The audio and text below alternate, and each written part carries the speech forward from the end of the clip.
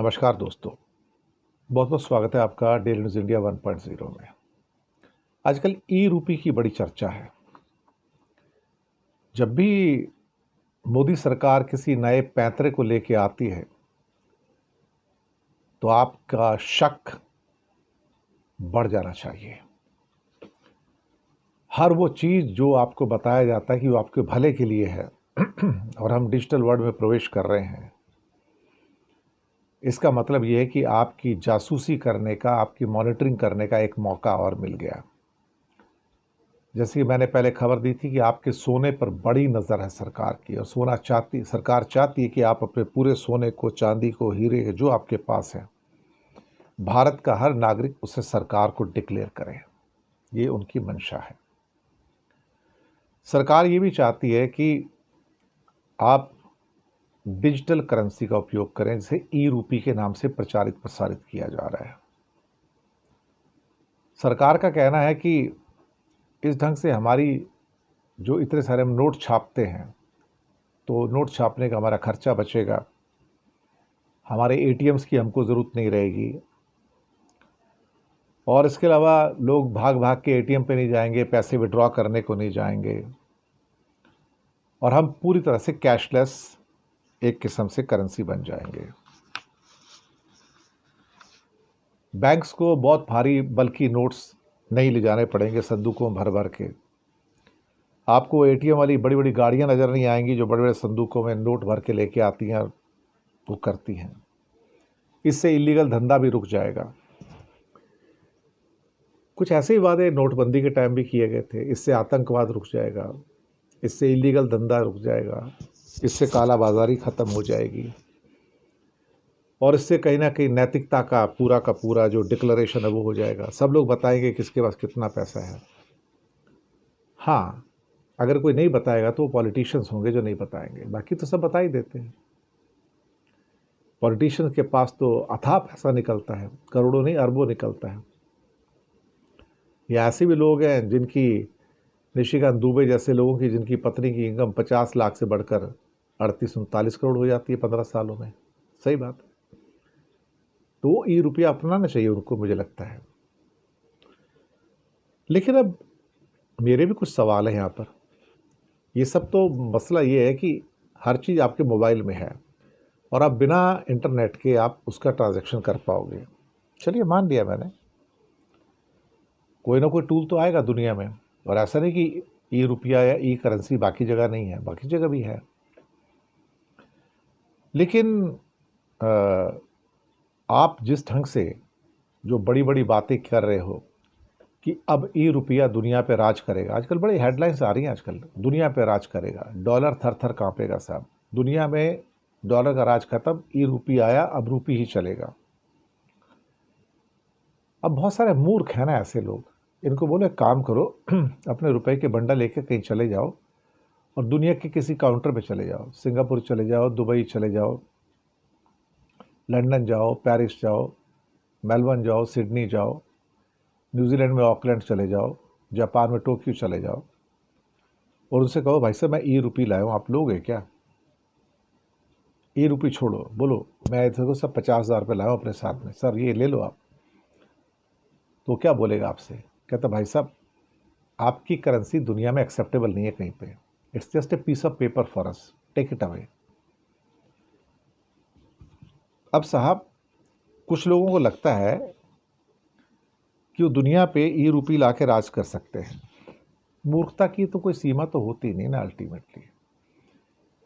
इन्हें शायद ये नहीं पता कि एक बात समझने की ज़रूरत है कि जो लोग भी इंटरनेशनल करेंसी में ऑपरेट करते हैं, जो कंट्री भी ऑपरेट करते हैं जिनकी करेंसी इंटरनेशनल है, तो जितना करेंसी प्रिंट करके उतने अपने कंट्री में चलता है ना, उससे कहीं ज़्यादा करेंसी इंटरनेशनल मार्केट में चलता है।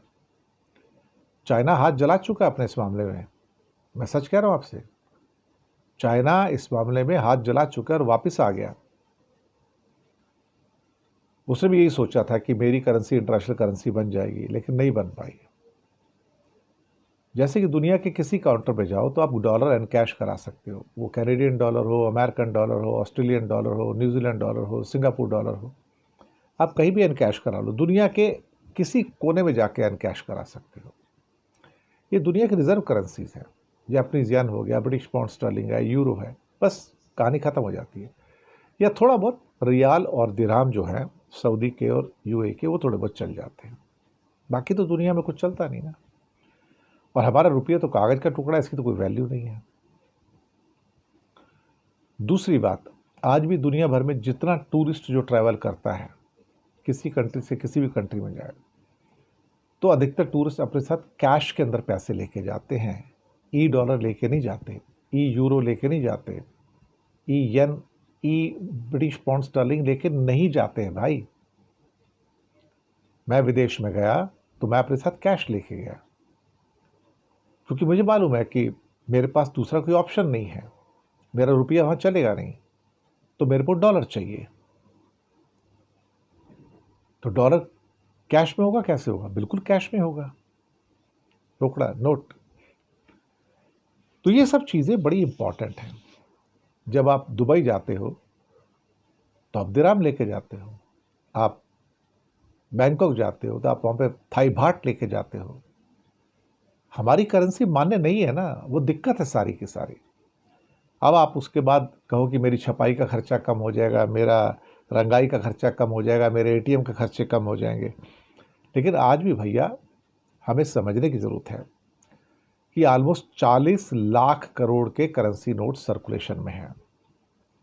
इस बात का मैं आपको एक उदाहरण देना चाहूँगा।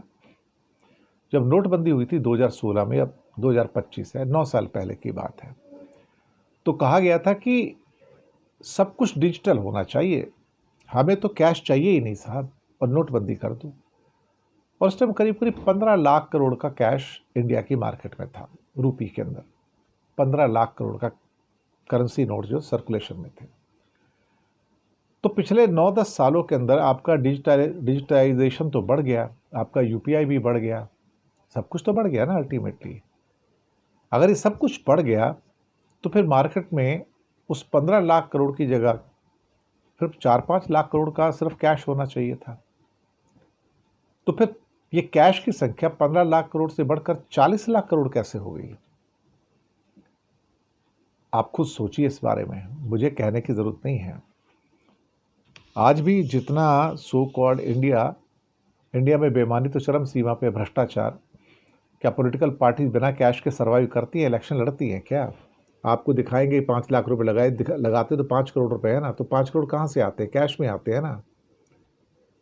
जितने मकान बिकते हैं उनका एक 20%, 30%, 40%, 50% हिस्सा कैश में जाता है ना दुनिया में, इंडिया में भी जाता है ना।